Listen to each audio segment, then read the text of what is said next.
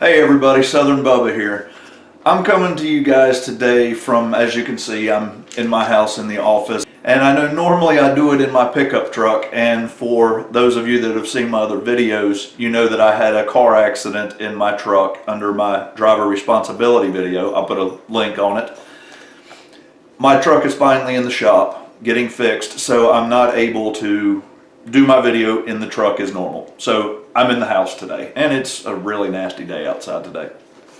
Anyway, I'm going to bring you guys another video today on my Let's Talk series on, I'm sure everybody has seen it in the news. It could because it has been taking over everywhere. I've been seeing it on Facebook, I've been seeing it on Twitter, I've been seeing it on the TV, local news, it's everywhere. Well, I felt compelled that I needed to do something to bring it out to you folks, in case if you haven't seen it, just to get another point of view from it. Let's talk about our friend in New York, Ocosio-Cortez, and her Green New Deal. Well, this Green New Deal definitely is going to be green, because it's going to cost a lot of green. And I don't know if anybody has heard any preliminary figures on it, but I think all of you will be astounded at the price tag and some of the things that she is putting into this for us to potentially do to save our planet. First of all, let me go ahead and put out there, I am not one against green energy. I think it's a good thing. I think we should explore alternative means of energy, whether it's wind or solar, but it also comes at a huge cost. So let me get into the details of what I found on this Green New Deal. And actually some of these statements that I'm going to make came from someplace that I found on the web, and it's Green Party US. And the website is gp.org, so you can find this report yourself online. So, first of all, one of the things that Ocosio-Cortez said is that if we don't do anything to help climate change, the world's going to end in 12 years. Well, I seem to remember Al Gore kind of saying that same thing back in the 90s. Well, here we are, almost 2020. I mean, we're in 2019, and well, we're still here, so I guess maybe that was kind of full of crap. We have strived to help with climate change, whether you agree with it or not. Our industries are cleaner than they were back in the 80s. And yes, we do still put greenhouse gases or CO2, whatever particular gas you want to talk about, we do still emit them in the air, yes. But that comes with industrialized nations. So, folks, you think that all these things that we have as far as chairs to sit in, houses we live in, cars we drive, you don't think that they don't come without a cost? Well, they do. But I'm a realist, and I know they come at a cost, but I do think we should strive for cleaner industries. But with the regulations that this is coming out with, it's insane. And the time frame that it's in. Okay, let me get into the guts of it. Like I said, she said if we don't fix it within 12 years that the world will be over. Well, if we're that far gone, let's just have a freaking party and enjoy the last of our life that we have left, because if it's 12 years away, we're not going to be able to fix it to sustain it anyway. So let's just go ahead and party and have a good time. Drinks are on me. Let's go for it, guys. Anyway, okay, she wants to have the U.S. completely off of fossil fuels by 2030. So you're talking roughly a 10-year plan. And that includes coal, oil, natural gas, and even nuclear power. Okay, our cleanest power source that we have right now is nuclear power. Yes, it comes at a cost with nuclear waste. Okay, I do believe that we need to find some way of neutralizing that nuclear waste so it's not bad for the environment. I have not done particular research on this, but there is supposedly a European country that uses the nuclear waste that is used to cool the nuclear rods. They use that again and again and again to power the homes in their country, and they reduce their nuclear waste from 100% down to 5% left after they reuse it so many number of times. I'm not, like I said, I'm not exactly sure what country it is, but I do remember reading about it a few years ago. How fast can we replace our infrastructure to get us off coal? That is the biggest question. To get us off of those fossil fuels, you're going to have to install an insane amount of solar panels, wind turbines. They were even talking in this report something to do with using the waves of the ocean as that current comes in and back. They would produce something that would create energy from the natural waves. Hey, that's all fine and well, but is it even developed yet? Something you got to think about. And from all of these wind, solar, and oceanic energy producers, whatever that happens to be, will there be enough energy produced to be able to have the luxuries that we have now, to where we just turn that light switch on, we have lights, to hit that thermostat and we've got air conditioning? Will there be enough power to power our industries and our homes and businesses? It states in this that they want to do that by 2030, okay? And I will elaborate on that throughout this video. And this is an actual quote from this. To transition our energy system and economy to 100% clean, renewable energy by 2030, including a complete phase out of fossil fuels, fracked gas, and nuclear power. We propose an ambitious yet secure economic and environmental program that will revive the economy, turn the tide on climate change, and make wars for oil obsolete, allowing us to cut our bloated, dangerous military budget in half. I have an issue with that, because if you look at how our military got cut back in the Obama era, how many other wars and attacks on Americans and embassies and everything happened in those foreign countries. Not saying that we wouldn't be able to cut wars if we cut oil out, because I think that's a fact, that is a fact. But there's also another remedy to that particular oil crisis. Drill our own oil. Quit getting it from the Middle East. Then we phase them out completely and we have no issues with them whatsoever. So there, right there, that's a cure for that. Since we're on the subject of oil now, they want to eliminate the oil, which would take our cars away, our lawnmowers, airplanes, trains. So, okay, so if you want to go to a foreign country, how are you going to get there? Oh, well, we'll take a boat. Well, guess what? A lot of boats are diesel powered. Probably 95% sure that most of our cruise lines, they're nuclear powered boats. So if you get rid of nuclear power, how are you going to take a boat? You can't take a plane because there's no jet fuel. So, and you can't use trains because almost all trains are diesel powered. That I do know. So would you give up your gasoline powered car or your diesel engine truck or car? Would you give those up to better help the environment? Actually, I can make that statement. I don't want to give mine up. I love driving my pickup truck. I love having a gasoline car. And the main reason being is because they want to replace it with all electric. Okay, that all sounds fine and well, but how are you going to power it? Right now, as of right now, to be able to power that, how do those cars get charged? Anybody? Coal-fired plants.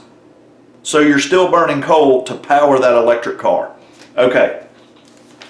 So with that being said, our infrastructure as of right now, with the power lines that we have, The estimates are that if you have a neighborhood cul-de-sac that's on, say, one circuit of the grid, only 2 houses can have an electric car plugged in to charge those cars at one time. Because if you put more than that, it's going to blow the circuit and all of those houses are going to be without power. Our power line infrastructure is not set up for it, neither are our substations. So you're going to have to wind up replacing every power line, every substation, or at least upgrade them to carry that enough power to go all electric. So your plan's a little flawed. Can we rerun all wires or add new wires throughout the country within 10 years? And my answer to that would be, there is no way we could get that done. I would hate to think how many, probably millions of miles of power lines we have in this nation. Here is a little cost for you. And this came from this report. This gentleman's name is Professor Mark Jacobson. He estimates to go 100% renewable energy in the U.S. would cost, and are you folks sitting down for this? $13.4 trillion. Yeah, it about threw me in my seat too when I first read this.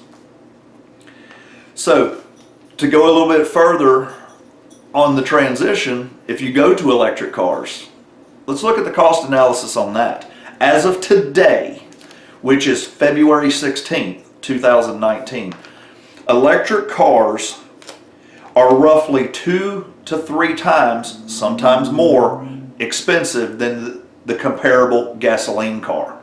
So if you've got, say, a $20,000 economy gasoline car, to be able to get the comparable hybrid or electric car, you're looking at, instead of 20, you're looking at $40,000 to $60,000. Can people afford that? I know I can't. And then also with the cost of operating that vehicle, you're looking at anywhere from 4 to 7 times the amount of money to operate it over that same comparable gasoline car. And that was actually proven by Eric Bolling. He used to be an anchor on Fox News a few years ago. GM offered him, I forget what year it was, but offered him a Chevy Volt to drive for, I don't know if it was a couple days or a couple weeks or whatever it was. But the cost analysis on it came out that it was 3 times more to purchase than the comparable gasoline car, and it was actually 7 times more to operate. He didn't even go into the cost of what it would cost to repair compared to the gasoline car. So just, y'all can look that up. Now let's move on to another subject, because I'm gonna try to make this video a little shorter than I have in the past. So let's move on a little bit. She's also calling for the tear down and rebuild of every building in the U.S. and replace it with energy and water efficient buildings. Do you have any idea how much that's going to cost? I mean, you're talking about how many buildings are in the United States? How many skyscrapers? Okay, and I have a couple other things for you. If you're going to tear these buildings down, where are you going to put all the garbage, all the waste and the building materials that you destroyed during the time? I mean, my house here is 62 years old. Where is all this drywall, this wood, this insulation, this brick? Where is all of it going to go? How many landfills is it going to take to fill that up? Rather than concentrating on making the existing buildings more energy efficient and more water efficient, no, let's just scrap the whole project, get a new one. New is not always better. And I know there's a lot of people out there that agree with me on that.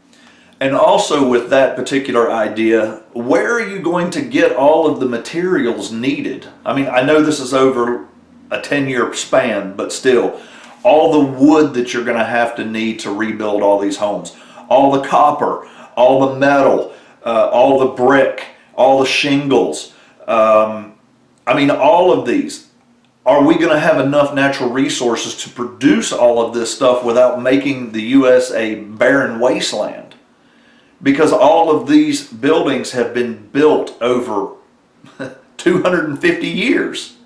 So the resources have had time to replenish themselves over the years for us to continue building. So not only with the resources, what about all the environmental impacts on this, not just the landfills? What about all the lack of the trees that are going to be here, so they're not going to breathe in that carbon dioxide and carbon monoxide that we in our vehicles give off, and they give off oxygen. It's going to produce more pollution because you're going to be tearing down the natural resources that help us with that. What are you going to do? Oh, and here's a good one. How are you going to get those materials trucked in if we don't have any oil? Anybody? If you don't have oil to produce diesel and gas, how are you going to build, how are you going to do this stuff? How are you going to use, are you going to go back to horse and buggy and you're going to manually dig holes to produce basements or for the footings of buildings, or are you going to use a backhoe to dig that trench? So therefore you're completely going backwards. Modern times means modern machinery.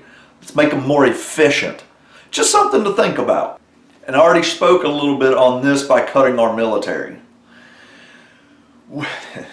We had issues with that with the Obama era. We had people that were coming in from all over the place that were trying to get us because they knew we were in a weakened state.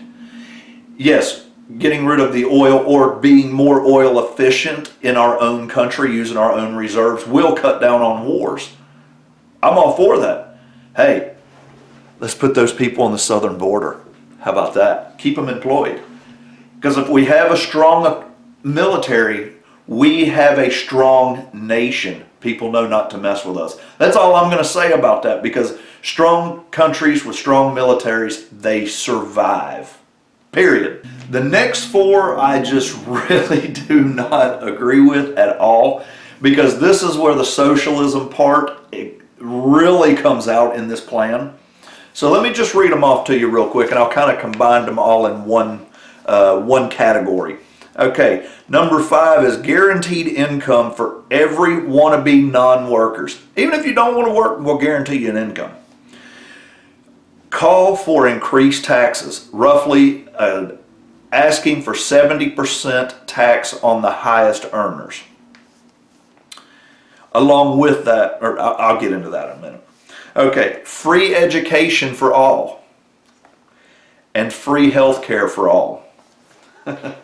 Okay, I'm going to start with that health care, because come on people, we've already been through Obamacare. We still have it, and we see the trials and the garbage that's come from that and how much it's cost us.